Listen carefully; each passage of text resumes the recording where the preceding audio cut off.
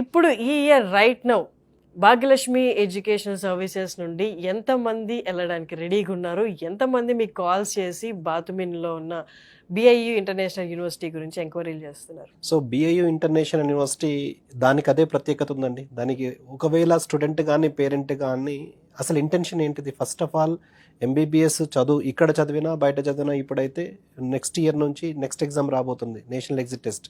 ఇక్కడ free seat వచ్చినా, ఇక్కడ పేమెంట్ సీట్ అయినా, లేకపోతే ఇంటర్నేషనల్ లెవెల్లో జార్జియా లాంటి కంట్రీస్లో చదివినా, వేరే ఇతరత్ర వ్యాలిడ్ ఉన్న కంట్రీస్లో ఎక్కడ చదివినా కానీ ఇక్కడికి వచ్చిన తర్వాత నేషనల్ ఎగ్జిట్ టెస్ట్ రాసి క్వాలిఫై అయితే ప్రాక్టీస్, క్వాలిఫై అయితే పీజీ. సో ఇక్కడే చదవాలి. ఈ కాంపిటీషన్లో రిపీటెడ్గా లాంగ్ టర్మ్స్ తీసుకోవాలి. లేకపోతే ఇక్కడ management quota 70 lakhs approximately invest చేయాలి. లేకపోతే ఎన్ఆర్ఐ కోటా 1 to 1.5 crore పెట్టి చదవాల్సిన అవసరం లేకుండా, సో ఇంటర్నేషనల్ లెవెల్ ఎక్స్పోజర్తో పాటు మంచి క్వాలిటీ ఎడ్యుకేషన్ ఉన్న జార్జియా లాంటి కంట్రీని చూస్ చేసుకుంటే ది బెస్ట్గా స్టూడెంట్స్ ఖచ్చితంగా డాక్టర్గా, మంచి డాక్టర్ రాణించగలడు.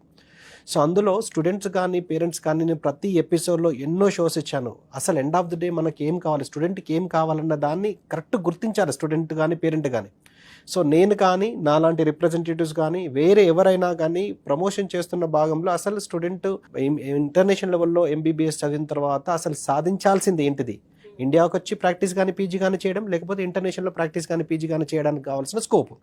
సో అందులో స్కోర్స్ ఎలా ఉన్నాయి, రిజల్ట్స్